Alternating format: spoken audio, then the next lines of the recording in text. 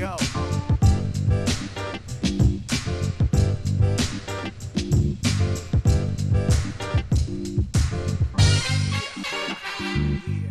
Mailbag.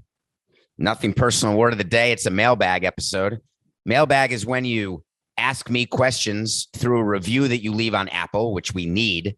I guess you have to rate 5 stars and then write a review of Nothing Personal because they count these ratings and reviews, and then ask a question. I answer some of those. Also on Twitter, David P. Samson, or Instagram, YouTube, I guess. Although I didn't look at YouTube this time.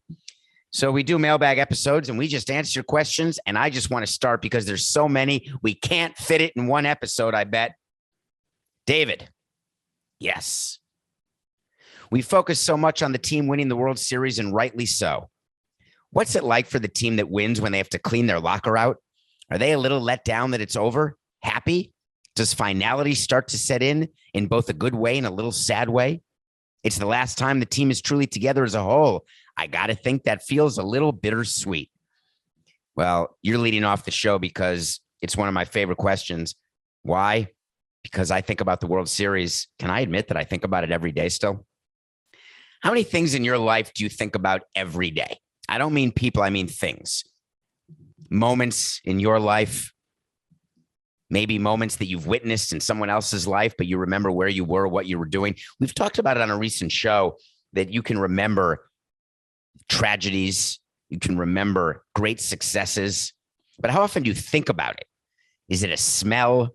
Well, for me, when I've got memorabilia about the World Series, or I see a text from Dontrell Willis, or I look at a picture of Juan Pierre, or I speak on the phone to Jeff Conine, flexing friendship, I think about that World Series. And the first thing I think about is Chicago and clinching the pennant. What it's like to go to the World Series, that feeling that I had. But the other thing that is in my mind is the final day, the final home game of the World Series. And that was after Game 5. It was 3-2. The Marlins were winning. We won Game 5, and we were going to fly to New York. We flew on the off day. So the way it worked after the last game is that everyone knew it was the last game because either we're going to win in 6, we're going to win in 7, or we're going to lose in 7.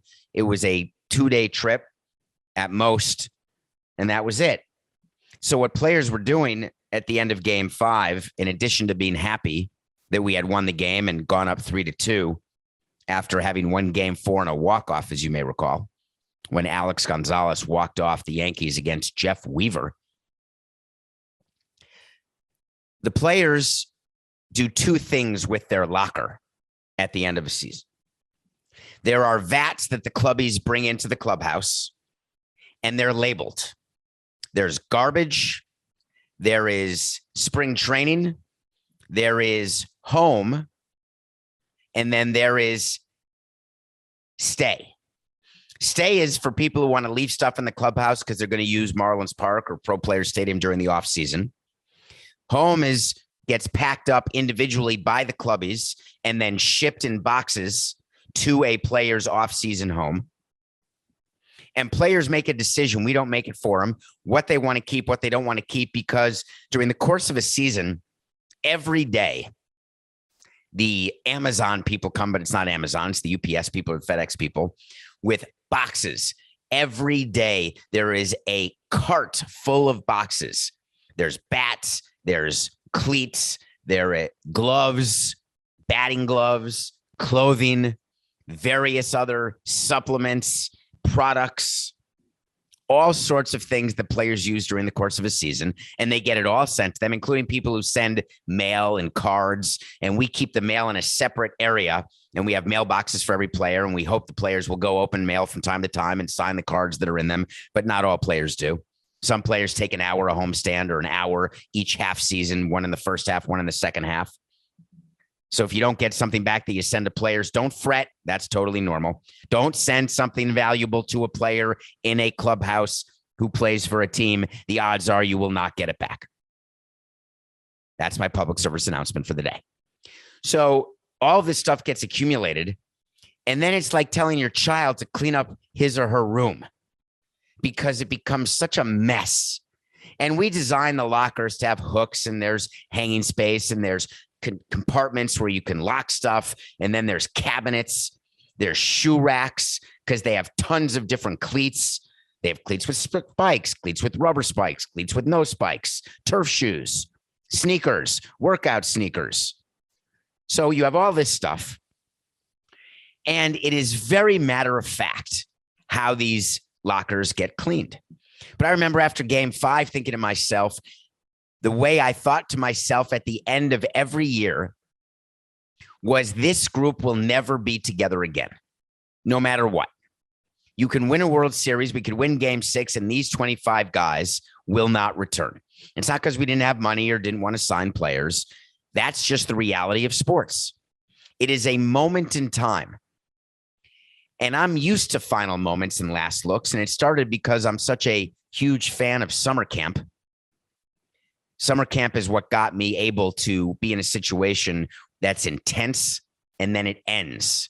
And you look at people, you sing circle game, leaving on a jet plane, you have a campfire, you do a friendship circle, you cry a little bit, and then you leave and go back to your real family, your real world, your real school. And then you hope to recreate it. And you can never recreate a particular year at camp. You can never recreate a particular year of a baseball team, of any team. Think about any experience you've had that's intense, like a road trip or a business trip that you do. And you're with someone, or a lawsuit. If you have a legal team, if you're a lawyer and you get together, you work so hard together, and then you go your separate ways. The feeling of going separate ways requires introspection. And it requires a bit of self-awareness to know that you want to do what Kristen Dunst did in Elizabethtown, when she would take a fake camera. If you're watching this on Nothing Personal with David Samson YouTube channel, I'm holding a camera to my face and I'm clicking it. And I would do that at the end of every season. I would look around the clubhouse and I would be thankful to have had the moment, knowing that I'm going to search for that same feeling, even when the season ended in disappointment, even when I knew that we didn't perform up to our expectations, or even when we outperformed our expectations, the feeling was always the same. It was that sad feeling that I know I'm going to spend the next year chasing, sometimes the next 5 years, 10 years, sometimes a lifetime, and sometimes you never get it back. Players are like people. Not all of them feel the same level of sentimentality. Some players can't wait to leave. They don't even wait for the end of the last game, and they're already on a plane, gone. They'd ask the manager for special dispensation to leave early, and we would always grant it. You want to leave? Go, go, go. Make your plane. Get home. Some players are the opposite, and they get things signed by other players at the end of a season. We did that a lot during the World Series. Everyone wanted things signed because they were aware that we were going through something special. We may never get back to the World Series again, even though Dontrell said to me in 2003, wow, this is fun. We're going to do this a lot. We did not. He did not. Cabrera made it back. He thought he'd win another one, hasn't won another one. Pudge had never won one and was so incredibly thankful. Everyone's signing jerseys. It is bittersweet. I'm glad you asked that. The memory lane that I'm going down right now is thinking about all the work that we would do to recreate a feeling, not just in baseball, but in anywhere, in camp and in school and every trip I've ever done. You try to recreate greatness, and then you realize the best words to live by is that you can't plan greatness. It just happens. That World Series year, that was great. Hi, David. I had a question regarding major sports commissioners. With Bettman, Manfred, and Goodell all being in the news, which commissioner do you think does the best job? And what makes a commissioner good at their job? Someone got to me on Twitter and asked me whether or not I thought I was smarter than all of the commissioners. And I think we may have even talked about it on Le Batard recently, though I can't remember. No, I think it was on Twitter. Doesn't matter. I want to address that first and foremost. I am not the smartest person in almost any room I'm in. And I don't say that in a self-deprecating way. I say that in a really interesting, introspective way. There's book smart, there's street smart, there's all sorts of definitions of what smart is. I am highly functioning. And I say highly functioning not in terms of a spectrum. I say it in terms of real world experience that I can draw and learn from, and then helps me make decisions about what is in front of me, helps me become a good predictor of what's in front of me. And there's nothing that makes you look smarter than knowing what's happening before someone else. That's not intelligence. That's experience. That's ability to forecast. Are weathermen smart when they get the weather right? Are they stupid when they don't? Am I smart because I can tell you what's going to happen in business, but I can't tell you one thing that's going to happen in my personal life with kids, with marriage, with divorce? I'm terrible. The blind spots I have are legendary as a father, husband. But the blind spots in business, they don't exist for me. They don't exist because I've been through it. These commissioners, I can't tell you anything about them. I don't know their IQ. I don't know how they did in school. I know they're all extremely well educated, but are they smarter than I am because they went to Harvard or Yale and not Wisconsin? Or they went to law school at NYU or Columbia and not Cardozo? I went to Cardozo Law School and I'm proud of it. I went to University of Wisconsin. I'm proud of it. Are people not smart when they don't go to Ivy League schools? No, not at all. The commissioners are all smart people because they're able to take their experience, their legal backgrounds, and they're able to apply the political attributes required to succeed at being commissioner. You see, being a commissioner is just like being a politician. Being a team president is just like being a politician. I am a politician. There's plenty of politicians you would say who are not smart at all. What are you judging that on? You judging that because they don't read in your mind? George Bush wasn't smart. Dan Quayle wasn't smart. They made foibles when the camera was on. You try living with the camera on all day, every day, and see whether or not you come off intelligent all the time.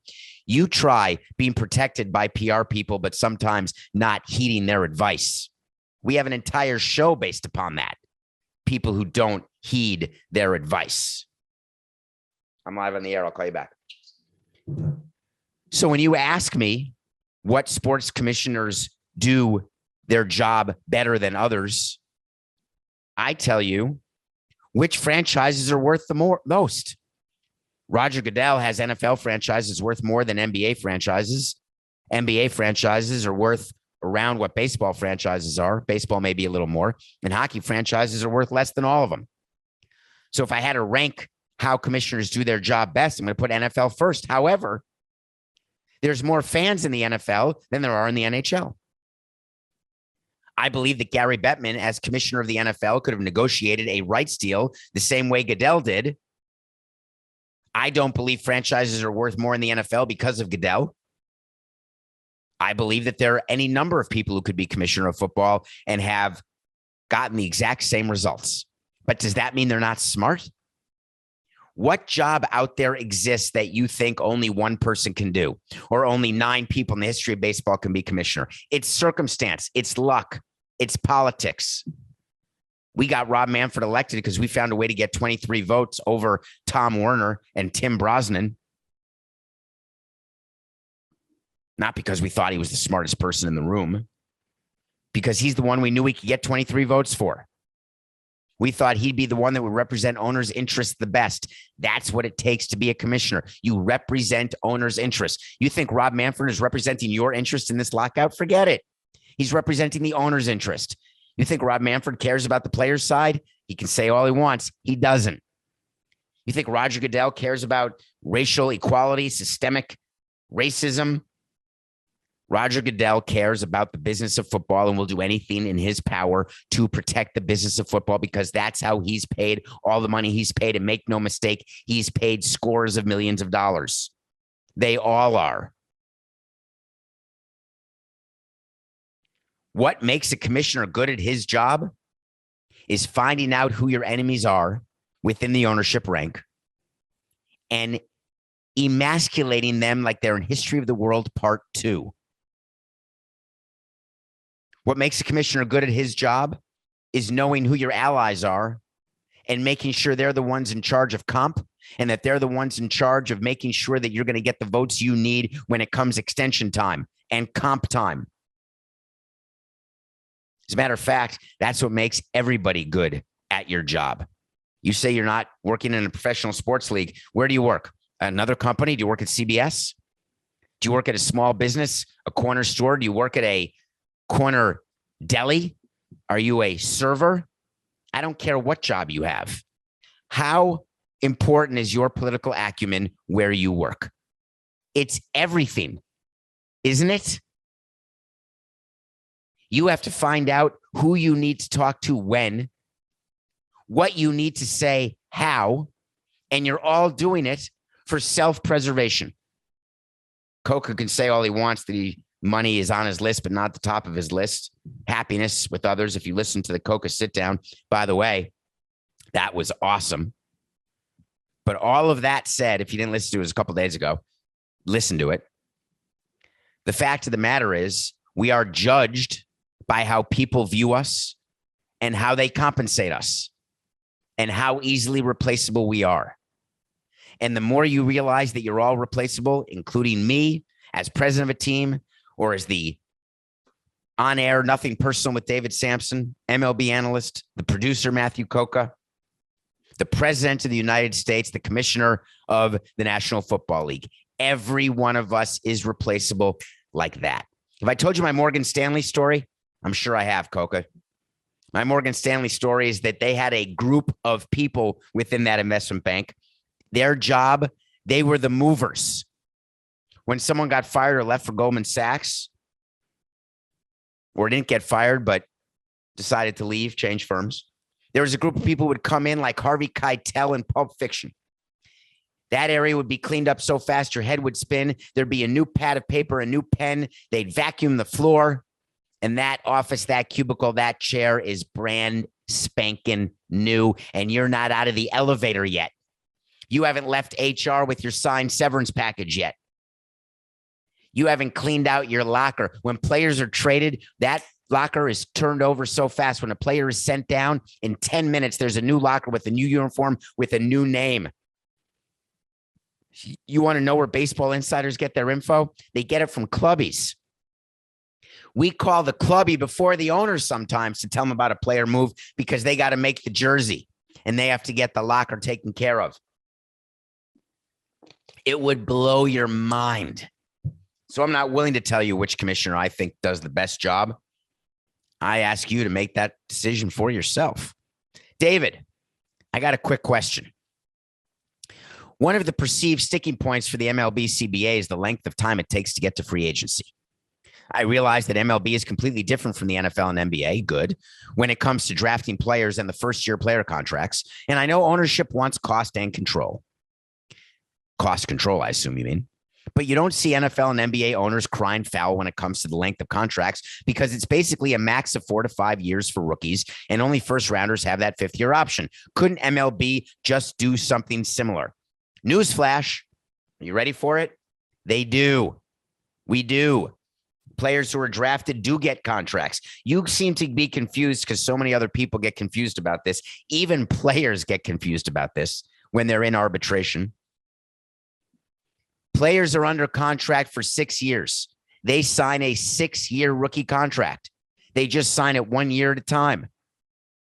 And the amount of money they get paid, you've learned on Nothing Personal, is the minimum for the first 3 years and then arbitration for the second 3 years. If you don't agree to what we want to pay you in the first 3 years, too bad. You have no choice. Now, you may read that players get renewed versus agreeing to a contract in their first 3 years on a team. John Cocktoaston did not agree to his contract as a rookie, but he was renewed. It's the same thing. We never cared. Oh, you got renewed? Oh, do you know what we used to do? Side note, we used to penalize players who took renewals. Let me explain. We had a system for paying first and second and third year players pre-arbitration, 4-8-69. We had a system for paying players before they hit arbitration.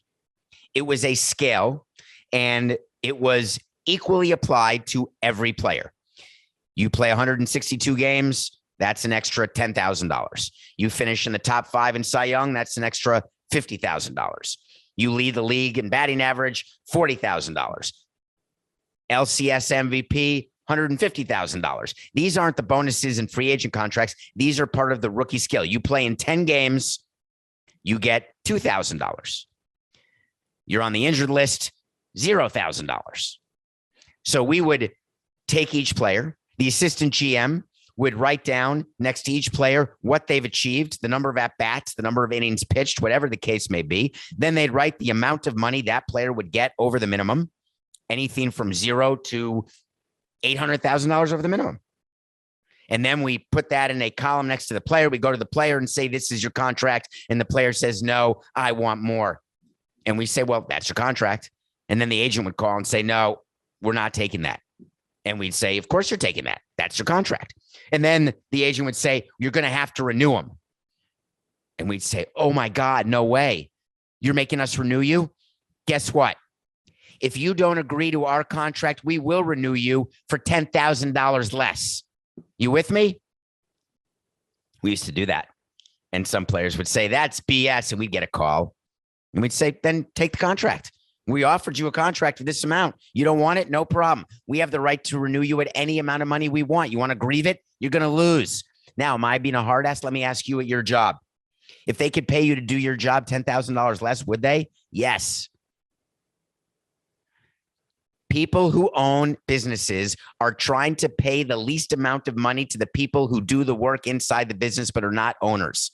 That's why owning and equity is better than salary. Always. Because the people who own want more for themselves. Oh my God, it's epic. Who's ever heard of such a thing? So for the first 3 years, you set up the contract. The second 3 years, the arbitrator decides if the player and the team can't decide, but it's still a 6-year deal. What the players want to do is change free agency to 5 years because they want players to be able to go make more money on the market. Well, I got a surprise for you. Here's my surprise. The reason why the owners aren't going to give in to 5 versus 6 years is because the commissioner told you that is an advantage to larger market teams because free agents tend to go from small market teams to large market teams. Really? Are we sure? Are we sure we're not just talking about 5 or 6 players who are making $200 or $300 million? The real reason why baseball doesn't want to move from 6 to 5 is that we can show you a work product that was done within baseball that shows the average salary of free agents as it relates to their age. And what baseball has tried to do since the last CBA is pay fewer dollars to older free agents and more dollars to younger free agents. So we don't want younger free agents. That's a dollar bet. That's a loss. Put the dollar in the tin can. They don't want younger free agents because by definition, they'll be paid more money. It's a very simple equation. The older it used to be back in the early 2000s, old free agents were getting a ton of long-term deals and a ton of money. And then owners got smart and realized the younger, the better. These players are in their prime in their early 30s, not late 30s. You don't want to pay players like Robinson Cano to stink for you without steroids and still pay him $24 million, or Albert Pujols pay him $30 million, or Miguel Cabrera $30 million. You don't want to do it. So teams are reticent to do it. Are there exceptions? Of course. That's how you get a 10-year deal if you're Seager, or a 7-year deal if you're Simeon. Of course, there's going to be a few, but you have to look at it from the overall union standpoint. The union doesn't necessarily just focus at all on the top 1% of its rank and file, just like it doesn't focus on the bottom 1% of its rank and file. They are far more in the middle. Picture a standard deviation curve. Do you know what that is? Where it's like an inverted bell curve, or maybe it's an actual bell curve because it looks like a bell. And so standard deviation means that the majority of things that you're measuring fall within that one area. That's where our focus is. That's where the union's focus is. Okay. Hey, Mr. Samson, quick question. What's the best way to get out of debt? I'm struggling myself and just need some sound advice from someone who knows his stuff. Interesting. You want to know the best way to get out of debt. All right, I want to talk about this. I want to take this question, spend some time on it. There's several types of debt. There is investment debt, and there is,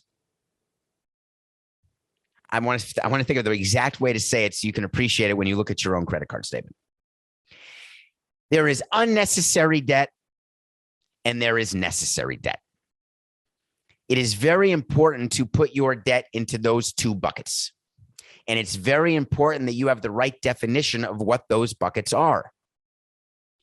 It used to be that necessary debt would be college debt, graduate school debt. Necessary debt, home equity, a mortgage. Unnecessary debt, shopping, traveling. Any sort of monies that you expend that are not done for the purpose of building something, of getting somewhere, and I don't mean by plane.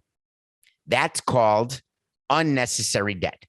Any debt that is investment debt that you are using to invest in your product, which is you, in your product, which is your business. That's what I call necessary debt.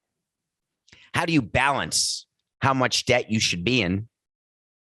Do you remember the story that we did probably at the beginning of this year? Maybe it was during COVID, where we talked a little bit about how to budget, how to make a budget. Did we do a show on that, Coca? Where I told you that you have to keep track of your monthly expenditures and then keep track of what is fixed and what is variable, what you can get rid of just like that and what you can't. It's the same with debt. There's a level of debt, a certain amount of debt that you are never going to get rid of, that you will carry with you the rest of your life. That is the debt that you have to look at as your sweat equity. It's what you have done to put yourself in the position you are in for your life. If you've got law school debt, but you don't use your law school degree, that's unnecessary debt. So the key is when you are incurring debt is to know what bucket it's going to be in, recognize which bucket it's in, and be right about the bucket that you end up putting it in. You've got to get rid of your unnecessary debt. You may say that your credit card debt is necessary because you want to buy clothes, because you want to look good, because it's part of your Instagram profile that you have to look a certain way, or that you live above your means because you need, as part of your job, to look like you have a certain lifestyle. You may call that necessary debt. I call that unnecessary debt. Any amount of money that you are using above what your daily intake is, remember we talked about this with your budget, whatever money you have coming in, if you've got more money going out and it's done for appearance, it's done to make yourself feel better, it's done to fool people, it's done to invest in things that have no chance of a return, then you're making a mistake. And the best way to get out of that debt is to stop every dollar that is going into the unnecessary bucket. Stop it right now. And every extra dollar you have, pay off the unnecessary debt until it gets to zero.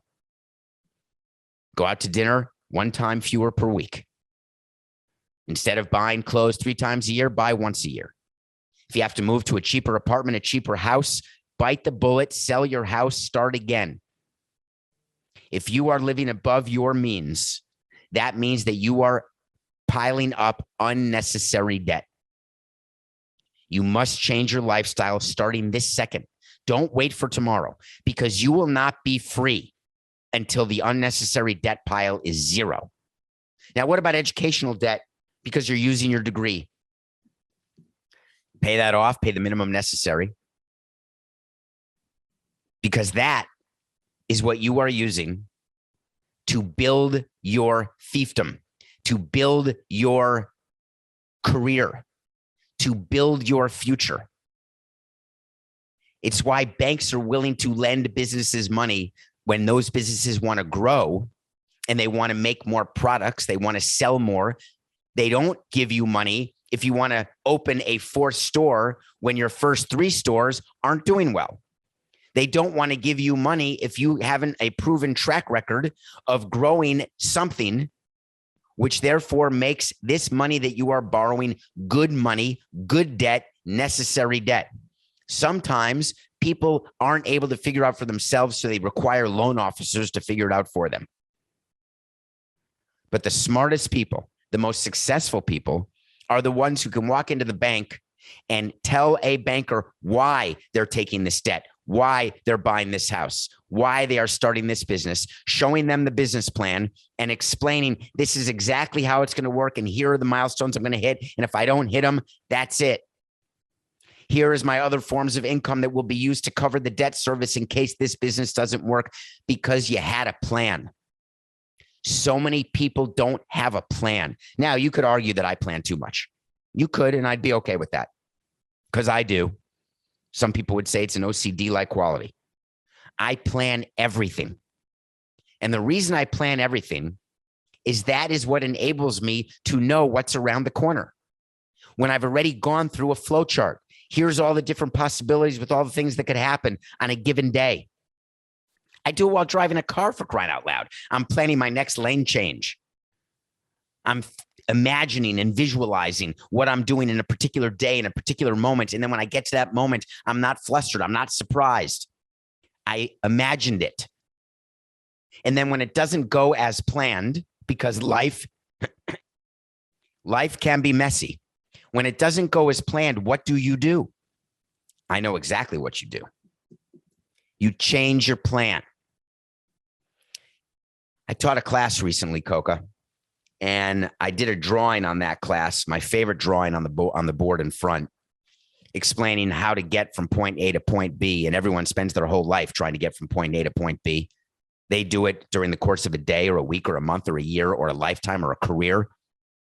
They imagine what their plan B is, and they imagine how they're getting there. And then things happen during the course of a life, during the course of a month, a day, an hour, a minute, that takes you off track. The people who know where they're going know how to get back to the track to get them where they're going, and they don't get distracted. When you are trying to get rid of your debt, you can never get distracted, ever. You don't make exceptions. You don't veer away from your plan, no matter how tempted you are, because you're going to fool yourself. You're going to trick yourself. And do you know how people do trick themselves? How do you think? They pretend that unnecessary debt is necessary, because they pretend that they have to buy or they have to live above their means because it is an end to a mean, except they have point B wrong. They're off track, and they're getting more and more off track, getting further and further away from their endpoint, from their goal. And those people never get back. And that's the majority of people. Why do I get to be successful and look so smart? Believe me, it has nothing to do with intelligence. It has to do with never, ever losing sight of where my point B is for a particular micro issue or macro issue, and always recognizing, no matter where I am, I always have that goal in mind. So my advice to you, you want to get out of debt, first figure out what's necessary, what's unnecessary, then change your life to make sure you are profitable no matter what your income is, and get rid of that unnecessary debt. Akshav, right now. Oh, I have another question. What are your top 5 money and business advices to the common Joe? Ooh, that's sort of like what we just talked about. All right, let me give you a top 5. I don't think I answered that fully, so let me give you a top 5. I'm not sure. Is that the same person who asked those, Coca? Anyway, all right, it's another question. I do have a top 5 for you. Top 5 money business advice. Well, number 1, we just talked about, right? Save more and spend less. That's got to be the number 1 piece of advice I can give you. Save more, spend less. I think I gave you my second biggest advice in business, is that equity matters more than salary. Owning something, whenever you have an opportunity to own something, own it, no matter what it is. Equity matters. You want to make a lot of money, you want to own something. I never owned the Marlins. 3, business advice. This is actually a good one for 3. Quality matters. When I go around talking to people, interviewing people for jobs or giving speeches or giving advice to people about business, I talk about quality versus quantity. There's a lot of people who in their life get very busy. They go to lunch every day. They have business meetings every day. They pretend they're so busy, working so hard, working 20 hours a day. They're working in a quantity, not very efficiently. I would argue that when you are not efficient, by definition, your quality is bad because you know where I am on time, right? It's the one thing I don't have enough of and the one thing I can't get more of no matter what. Quality matters more than quantity. When you are doing something, I don't care if it's a 5-minute job or a midterm, like 2-week job or a 1-year long-term project. Quality. When you are buying something, quality matters. It's way better to have one really good piece in a collection than 10 crappy pieces. If you're a collector of something, buy one great stamp, one great painting, one great autograph ball, one great NFT. Whatever you're buying or collecting, quality. That's 3. Quality never loses value. I think another piece of business advice I would give is the reason most people fail in business is they're not self-aware. I've told you about knowing when to hold them and knowing when to fold them. And I would say that the majority of people I come across have very poor self-awareness. Self-awareness is not knowing you're short when you're short, not knowing it is actually. Self-awareness is knowing what you don't know and being okay to admit it. No one knows everything. Self-awareness is the ability to say, I don't know, but I'm going to get you an answer. I used to fire people who would give me bad information, fire people when they would pretend they knew something, and then I would act on that information. It was wrong.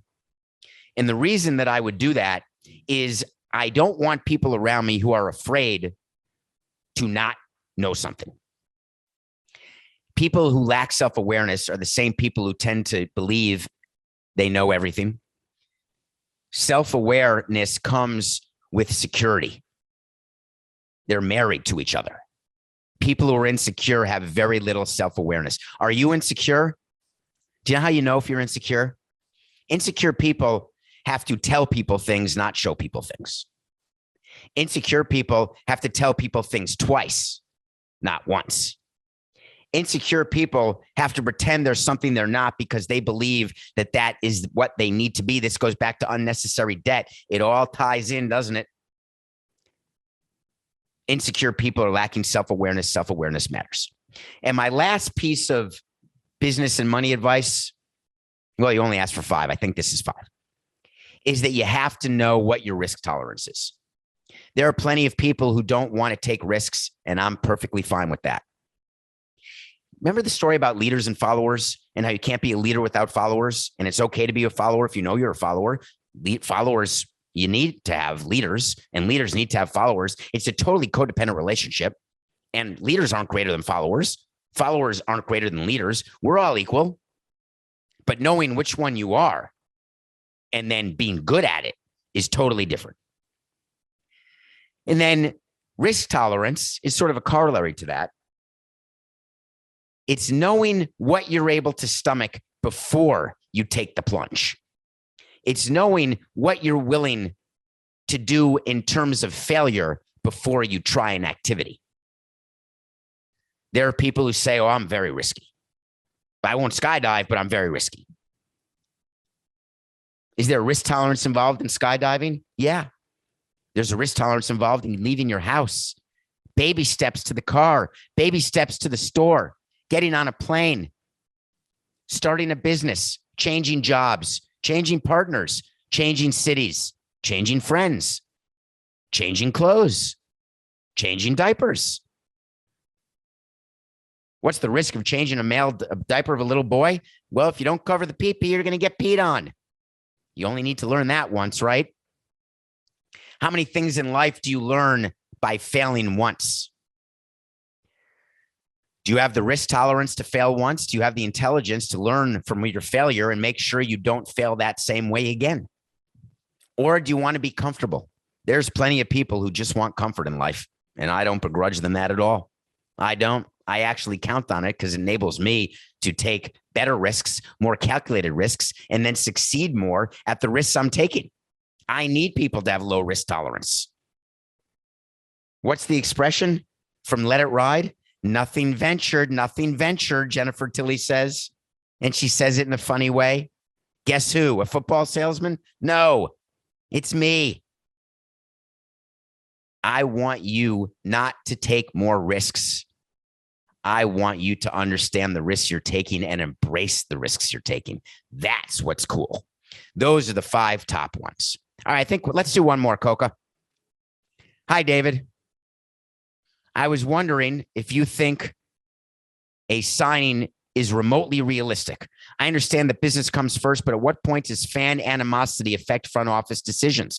Also, how much do players care about the sign stealing scandal, and when does the front office take that into account? This was someone who was asking about the rumor that there were players who don't want to play with Carlos Correa, which I found interesting, right? Because he was involved in the Astros sign stealing scandal. I told you the story of Giancarlo Stanton, didn't I? He didn't want us to trade for Mike Fiers, who hit him in the face when he pitched for the Brewers. And we took that into account and didn't trade for him. And sometimes I would speak to Stan and say, you sure we don't want to win more games? And he said, listen, there's a lot of things I can abide. I cannot abide him. There are players who are definitely angry about the sign stealing scandal. But guess what? Owners aren't. And owners don't talk to players about which free agents they're going to sign when it's one of the best shortstops on the market. And there's not one player on one team who will tell you they don't want Carlos Correa if he's healthy on their team. When you say business comes first, yeah, winning comes first, 1A. Winning is 1A. Making money is 1. And you want to do whatever you can to make the most you can and then to win as many games as possible. And if there's a player on the Houston Astros who can do that for you, believe me, memories are short. The only time I've ever come across where owners will not sign a player who they think is going to help them win is if that player may have steroid implications. That player is at risk of being suspended. That player is bad in the clubhouse. There's some reason that an executive or a friend not working for the team gets to an owner and plants in the owner or plants in the GM's mind that this player, while maybe good, will not help us achieve either 1 or 1A, either making money or winning baseball games. The sign stealing scandal does not come anywhere near that level. The reason why Correa hasn't signed yet, you may have seen something about a potential back injury. Maybe he's hiding something. Maybe he's more hurt than he says. That's not why he hasn't been signed. He hasn't been signed because he was waiting for Seager to sign, and he wants to get more than Seager. He will not rest until he gets more than 32.5 a year times 10. The question is now, if we spread enough rumors that he's injured, will that scare away every owner? No, because owners know they're going to take a physical, and they know they're going to look at the physical and maybe ignore it, maybe not, because they know they're going to get a bump from signing Correa, and they feel Correa is going to help them win more games. Are they right? That's a big wait to see, isn't it? Every free agent signing that every owner does is a wait to see. You don't know. The Angels keep signing free agents and they keep losing. There's teams, the Cardinals let Pujols go and then they win another World Series. It's very difficult to know when you're building a team whether or not a specific free agent is going to help you get to October, because that's baseball. Basketball doesn't have that issue. You get the best free agent, you put your big 3 together, you're guaranteed to play June. Basketball. Baseball is different and owners don't want to hear it. So that's my answer to that question. All right. Do we have time for one more? I think that's it. I think we're done, Coca. We're going to do another one. So remember, keep sending those questions. I love mailbag episodes. We have a lot more to go because I didn't get to a lot. It's just business. This is nothing personal.